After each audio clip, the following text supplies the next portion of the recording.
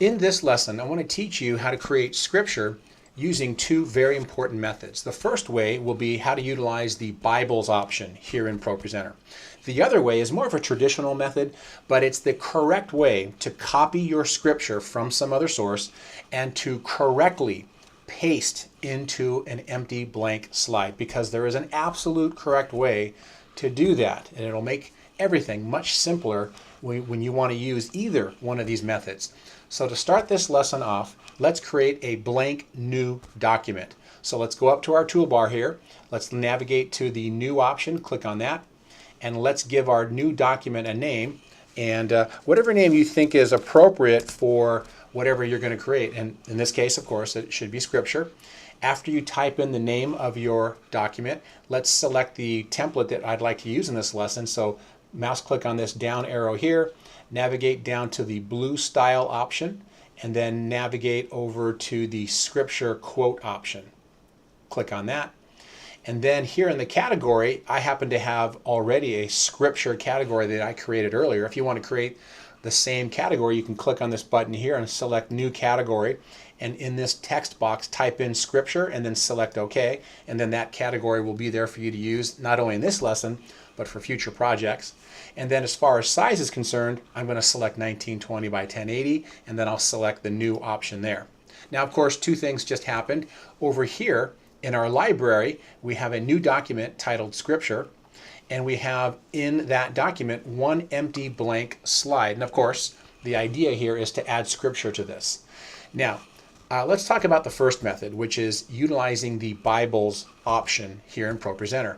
And that Bibles option will appear here in your toolbar. If you don't already have it up here in your toolbar, let me show you how to add it. You can navigate your cursor up here to a blank spot, control click to get this drop-down menu, or right mouse click, depending on the type of mouse you're using. And then I'd like you to select the Customize Toolbar option. And from this drop-down menu, all these items, I'd like you to locate the Bibles option. And here it is on my menu. There it is. Once you find it, mouse click and drag it up to an open spot in your toolbar and let it go. And then it'll be parked there. And you can close this out by clicking on the Done button. Now, once you've done that, then let's click on the Bibles option. And you'll see that kind of a new area has been opened, and this blue bar will appear here with some options over here on the left and some options over here on the right. Well, let's start with the options on the right. And there's only really one that I want to talk about in this lesson, and it's within this gear button. So click on the gear button, and this drop-down menu will have two tabs on the left. I'd like you to select the Bibles tab. Once you do that, then you'll see you'll have two tabs up top here, one titled Purchased and one titled Free. I'd like you to click on the Free option here, because we're going to utilize a free Bible. If you don't have any Bibles installed on your ProPresenter, you can utilize some of the free ones. You may have different ones than I do, but you can utilize this little slider here to navigate down to the King James Version. And I'm going to use the King James Version Bible in this lesson. And if you find it on yours, you can install it by clicking on the Install button. And of course, you can come back and remove it later by clicking on the Remove. Now, you can utilize any Bible you'd like. In fact, it's important that you use the same Bible that the presenter is going to use, so that when they are quoting their scripture, your scripture in your slide will match what they're saying. So that part is very important. One other quick item, if you click on the Purchased tab, you may see some items there that you can buy and or install that your organization has already purchased. So of course you can go down this list and find the Bible that you like. But in this case, again, I'm going to utilize the King James Version for this lesson. Once you've installed the Bible, or once you've located the Bible you want to use, then of course we can go over here to the slide options. Let's click on this. Now this is very important, because this slide options gives us exactly what it says. It gives us options on how to display our scripture. So a lot of these probably won't make sense until we've created several slides with scripture in it. So for now, I'd like you to check Show Verse Number and check Break on New Verse. Check those two, and let's select Passage last. And then maybe we'll come back later and select a different template. Once you've done all these items, then you can click on this gear button to close that out. And then let's navigate over here to the far left. And in my case, I have the King James Version already appearing. You can click on this button here and select any other installed Bible. I'm going to go with King James Version. Once you've done that, to the right, you'll see a blank text box. You can click there and type in the scripture that you want to use. I'm going to go with, let's go with Romans 5:1. Then I'll push the Enter key on my keyboard, and that scripture appears. I can now click on that slide to make it appear in the preview window. There it is. It's that simple. Before we go any further though, what if I wanted to add additional slides, additional scripture? Okay, then you can go back up to where you typed in, and let's just add. I'll add Romans 5:1 through 3, enter. Now I have 3 slides. If I had typed in 1 through 6, I would have 6 slides. This is all based on what we have selected over here in this option area here. In fact, let's go here now. I'll click on this gear button, and in our slide options, there's a couple things I want to bring to your attention. First of all, you can experiment with any one of these and see how your slides will react. For now, I'd like you to change passage last by selecting passage each, and you'll notice that the passage now appears in every slide. That's an option. What if you wanted all of the scripture to appear in one slide? Well, hold on one second. If there's too much scripture, it may spill over into an additional slide based on the template that you've selected. So let's try that. If I want all the scripture to go into one slide, I'll uncheck Break on New Verse. When that's checked, every verse gets its own slide. So let's uncheck it and see. Okay, there we go. Basically now the very end of the last scripture is spilling over into one slide. So this is obviously not going to work. An option that you have is to change the template. So let's try that. Let's go back over here to the template option, click on the down arrow. Let's try the next one down, the clouds. And don't know if this is going to work. I'll click on that. Okay, it worked. So that really just means the font is small enough, the amount of scripture will fit on one slide based on that template. And I'm going to go back over here. You can experiment with all these other templates when you have time. I'm going to go back over to the blue style. I'll navigate down to the original option we selected when we started this lesson, scripture/quote, and then I'll select or check Break on New Verse. You can go back and experiment with these later. I'm going to select passage last for this.